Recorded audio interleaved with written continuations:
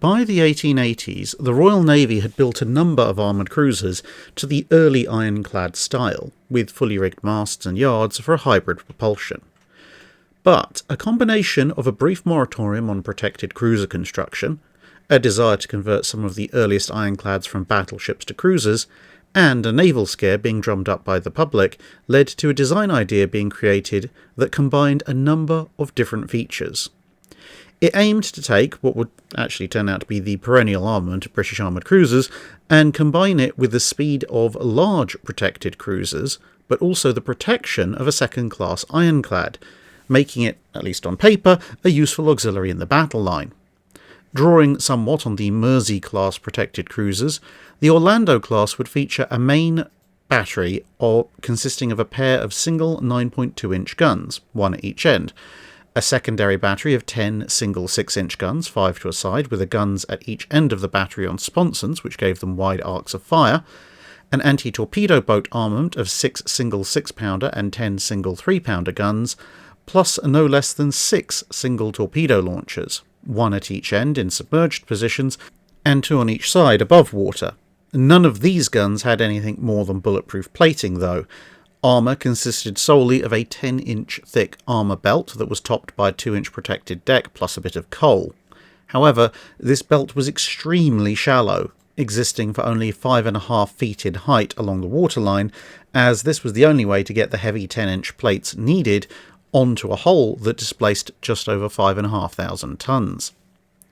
Speed came courtesy of 5,500 indicated horsepower delivered via a pair of vertical triple expansion engines that drove 2 screws for a designed top speed of 18 knots, which was 2 to 3 knots faster than contemporary battleships, and the lead ship of the class managed to top 19 knots on trials whilst under forced draft, which allowed the ship to develop just over 8,600 indicated horsepower. Unlike the preceding Imperieuse class, the Orlando's masts and reduced rig had no practical propulsive value.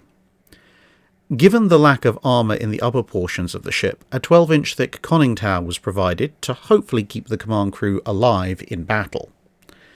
There were several problems with the ships, though, the biggest of which was that they came in badly overweight, something that was quite a problem for a lot of ships in this time period, which, when combined with a shallow belt armour, gave a ship that wasn't actually protected at all at or above the waterline.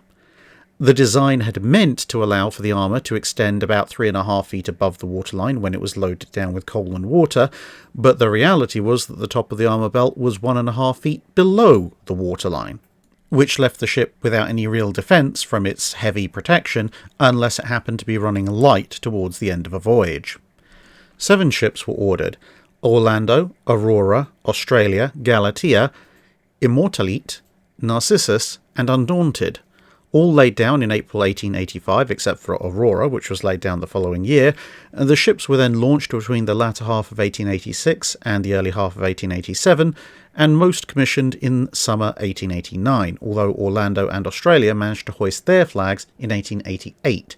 with each ship costing just over £250,000 by the calculation methods of the time. The issues with the class almost single-handedly killed the armoured cruiser in the Royal Navy for well over a decade. Subsequent first-class cruisers would be protected only until the Cressy class were laid down just before the turn of the 19th century. Whilst a couple of the Orlandos served in the Mediterranean fleet for a time, most of them would spend their active service careers either on distant foreign stations or latterly as guard ships. By the end of the century, they were rapidly being reduced to tertiary roles as depot ships, and even as foreign cruiser fleets exploded in numbers, a 1902 consideration to modernise them was shot down on the basis of their assessment being that they were almost worthless at this stage. Even their 9.2-inch guns were of the older, slower reloading type as compared to the more modern, faster-loading versions found on later cruisers. Held in reserve briefly for emergency use only, the class was then sold out of service for scrapping between 1905 and 1907, ironically survived by one of each of the preceding classes of armoured cruiser. That's it for this video. Thanks for watching. If you have a comment or suggestion for a ship to review, let us know in the comments below. Don't forget to comment on the pinned post for dry dock questions.